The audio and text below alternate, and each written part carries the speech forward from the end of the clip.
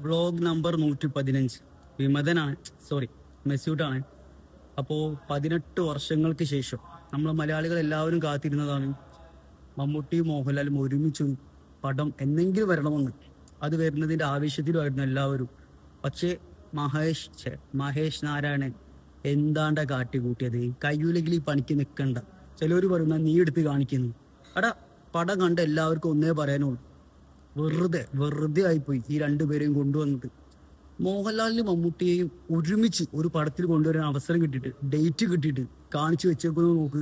അവിടെ ഈ പടത്തിൽ ഇവരുടെ ക്യാരക്ടേഴ്സിന് ഇമ്പോർട്ടൻസ് ഇല്ല. അതായത് വേറെ ആര് വന്ന് ചെയ്താലും ആ പടം അതേപോലെ പോകും. വലിയ പ്രധാനവും അല്ലെങ്കിൽ എന്താ പറയുക പ്രത്യേകത ഒന്നും തോന്നിയില്ല. വേറെ ആർക്കും ചെയ്യാൻ പറ്റുന്ന ക്യാരക്ടേഴ്സ് ആയിപ്പോയി. മറിച്ച് മമ്മൂട്ടിനും മോഹൻലാലിനും 18 വർഷം കൈ കിട്ടിയിട്ട് അതൊന്നും മുതലാക്കിക്കണമെങ്കിൽ ഇൻഡസ്ട്രിയിട്ട് അതെന്തായാലും കിട്ടും. കുലുങ്ങുമായിരുന്നു. മലയാളത്തിന് വേറൊരു വമ്പം പടമാകുമായിരുന്നു. അവസാനം ഇവർ കണ്ടുമുട്ടിയത് 2020.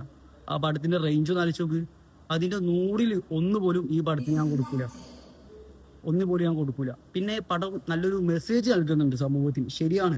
18 വർഷത്തിന് ശേഷം ഈ രണ്ട് മഹാനടന്മാരെ കിട്ടിയിട്ട് മെസ്സേജ് കൊടുക്കുന്ന പടം എടുത്തു വെക്കല. അത് ആർക്കും ചെയ്യാൻ പറ്റും. അതുകൊണ്ട് തന്നെയാണ് പടത്തിന് ഏവറേജും ബിലോ ഏവറേജും വരുന്നത്. കാരണം അത്രേ ഉള്ളൂ. പിന്നെ 3 മണിക്കൂറിൽ ഒരു ആവശ്യമില്ല. എന്താ ഇപ്പൊ ഇതിന്റെ ടീം 3 മണിക്കൂർ എത്തിക്കാനില്ല, വലിച്ചു നീട്ടിയതാ. 2 മണിക്കൂറിൽ ഒതുക്കേണ്ട പടം വലിച്ചു നീട്ടി.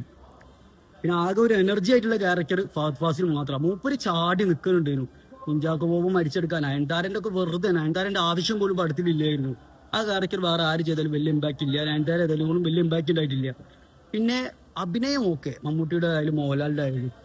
അതല്ലടാ ആളുകൾക്ക് വേണ്ടത്. ജനങ്ങളുടെ പൾസ് എറിഞ്ഞ് സിനിമ എടുക്കണമായിരുന്നു. പ്രത്യേകിച്ച് എല്ലാവരും ഈ രണ്ട് നടന്മാരുടെ അഭിനയം കാണാൻ കാത്തിക്കുക. അത് മനസ്സിലാക്കാതെ മഹേഷ് നാരായണൻ വലിയ സംഭവമാക്കി എടുത്തുക. അതിനെല്ലാവർക്കും ചൂട് കയറിയത്, അത് വേറെ കാര്യം. പിന്നെ പ്രധാനമായി പറയേണ്ടത് ക്യാരക്ടർ ആട്ടോ. മമ്മൂട്ടിക്ക് വയസ്സായിരിക്കുന്നു, വയ്യ. ആ സിനിമയിൽ തന്നെ വയ്യ. മോഹൻലാലാണെങ്കിൽ ഹാൻഡിക്യാപ്ഡാ, കാലിന് ഒരു കാലില്ലാത്ത ആളാണ്. അത് നന്നായിട്ട് പടത്തിൽ അറിയാണ്ട്. രണ്ടുപേരുടെ അഭിനയം ഒരുമാതിരി ഉറക്കുഞ്ഞ മാതിരിടാ.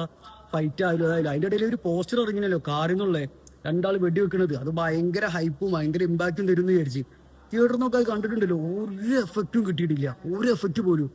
ആർക്കോ വേണ്ടി വയ്യാത്തൊരു, ഇപ്പോ ഒരു മുത്തശ്ശി കഥഒക്കെ മാതിരി വയസ്സായവർ അഭിനയിക്കുന്നമാരെ തോന്നും. നല്ലോണം അത് ഫീൽ ചെയ്യാണ്ട്. രണ്ട് മഹാനടന്മാരെ കിട്ടിയിട്ട് മഹേഷ് നാരായണന് ഒരു തേയും എടുക്കാൻ പറ്റിയിട്ടില്ല. അതേ പറയാനുള്ളൂ. ബാറ്ററോട്ട് ഞാൻ ആദ്യമായിട്ടായിരിക്കും ഒരു പടത്തിനെ ആവറേജ് പോലും കൊടുത്തത് ബിലോ ആവറേജിൽ ഒതുക്കണത്. വെറും ബിലോ ആവറേജ്. അതേ ഉള്ളൂ ബാറ്ററി.